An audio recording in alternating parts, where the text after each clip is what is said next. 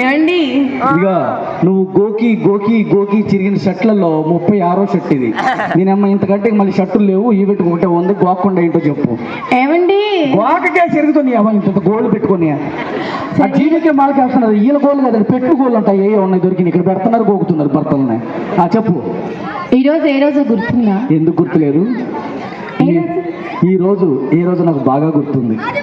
నేను నీ మొహం మండ. అరే మా పంచ కంటే ఆ పంచ బాగుంది.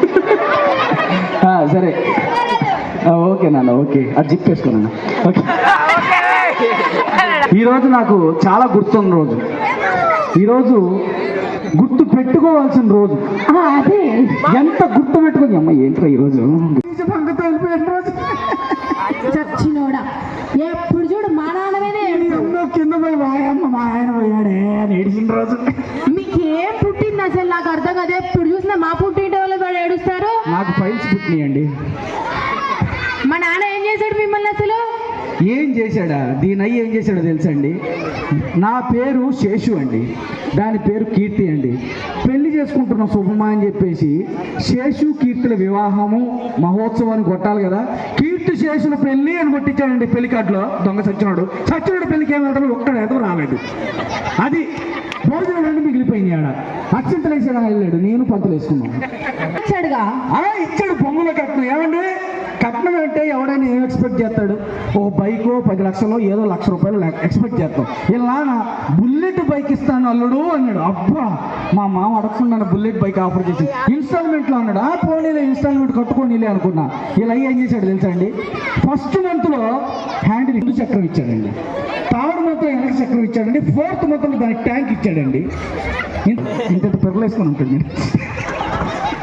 ఏంటో చెప్పకపోతే మీకు మాత్రం ఖచ్చితంగా పగిలిపోద్దంటావు. ఈరోజు చెప్పు నువ్వే.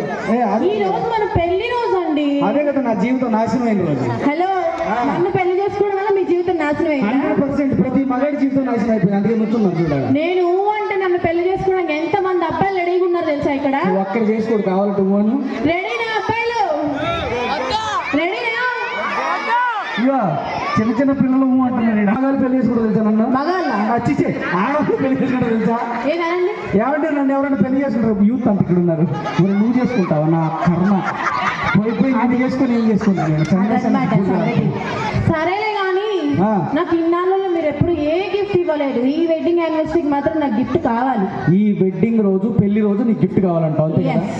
నీకు మంచి గిఫ్ట్ ఇస్తా. ఆ గిఫ్ట్ చూసి నువ్వు ఆనందపడిపోతావు. అవునా? సంతోషపడిపోతావు, తప్పి ఉప్పిపోయిపోతావు. అలాంటి గిఫ్ట్ ఇస్తా. ఏంటి? మొగుడంటే ఏమనుకున్నావు? రావేట బాగుంది. రావేంటి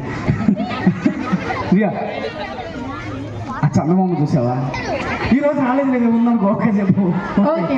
ఆ చంద కంటే 1000 లోకానికి వెలిగిస్తే ఈ చందమామ నా జీవితానికి వెలిగించింది.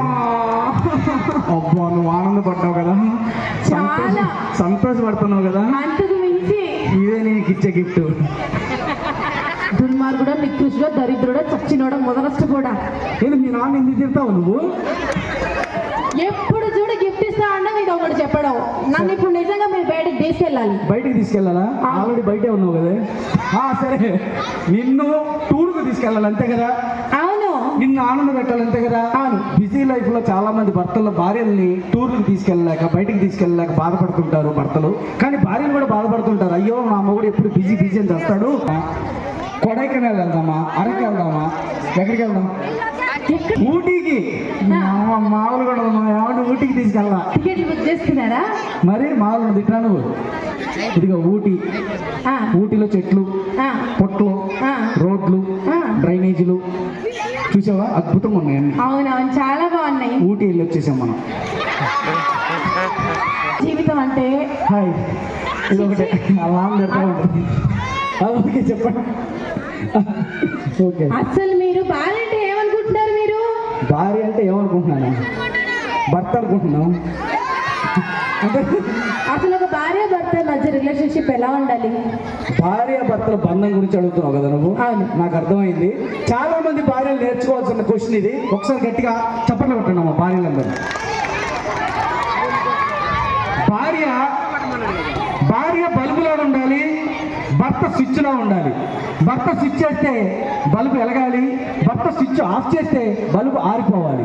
మా అంతటి మేమే అడిగితే ఫిలమెంట్లు పగిలిపోతాయి. హలో ఆ, ఏంటి ఇటు రండి మీరు. వెళ్తారా? ఏంటి నాకు ఇంకా డౌట్స్ ఉన్నాయి, ఆగండి. అడుగు. ఇంతకీ ఆ. కంప్లీట్ కి ఫినిష్ కి తేడా ఏంటి? అబ్బా మళ్ళీ సూపర్ క్వశ్చన్ అడిగాడు, ఒకసారి చెప్పట్లండి. ఏంటి మళ్ళీ ఎలాంటి క్వశ్చన్? కంప్లీట్ కి ఫినిష్ కి తేడా ఏంటి? నేను కంప్లీట్కి ఫినిష్కి తేడా ఏంటి కదా? నువ్వు నన్ను పెళ్లి చేసుకొని నీ జీవితం కంప్లీట్ అయింది. నేను నిన్ను పెళ్లి చేసుకొని నా జీవితం ఫినిష్ అయిపోయింది. ఇంక లేదు, డెడ్. మళ్ళీ అదే పంచ్.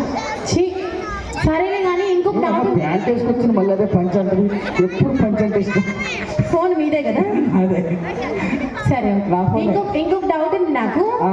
యాక్చువల్ ఎప్పటి నుంచో ఉంది నాకు ఈ డౌట్. అవును, డౌట్ పుట్టాక మీ ఆడవాళ్ళు పుట్టారులే కానీ అడుగు. ఫైర్ స్టేషన్ లో ఎందుకు ఓన్లీ జెంట్సే పని చేస్తారు, లేడీస్ ని పని చేయనివ్వరు? మీ అమ్మ మీకు మంట పెట్టడం వచ్చు కానీ ఆర్పడం వచ్చా అని. ఆ? సరే సరే ఓకే, ఇదంతా కాదు. లాస్ట్ అండ్ ఫైనల్ గా ఒక క్వశ్చన్ ఉంది నాకు. మళ్ళీ క్వశ్చన్ ఇది ఒకటే, ఇంకేం అడగను మళ్ళీ. ఓకే. సరే, ఇప్పుడు ఇండియన్ మొగుడికి ఫారెన్ మొగుడికి తేడా ఏంటి? బాబా ఇండియా మొగుడికి ఫారెన్ మొగుడికి తేడా అడుగుతున్నావు నువ్వు? అవును. వీడి చప్పట్లు కొడుతున్నాడు అప్పుడే.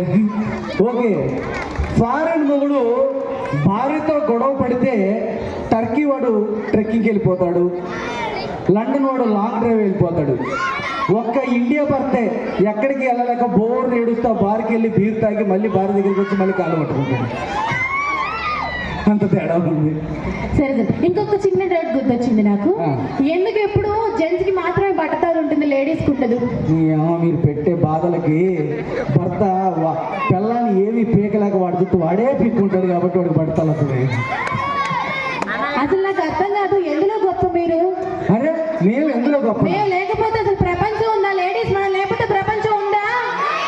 ఉందా? అరే మీ మమ్మీ వాళ్ళు ఎవరో నాకు చెప్పండి, మీరు ఇంటికి వెళ్ళే ముందు నేను కలుస్తాను మీ అందరిని. సరే, లేడీస్ లేకపోతే ప్రపంచం ఉందా? చేతులు పైకి లేపండి. లేడీస్ ఉందా ప్రపంచం? గొప్ప మీ గొప్ప ఏంటి? నువ్వు లిప్స్టిక్ వేసుకున్నావు, చాలా బాగుంది ఈరోజు.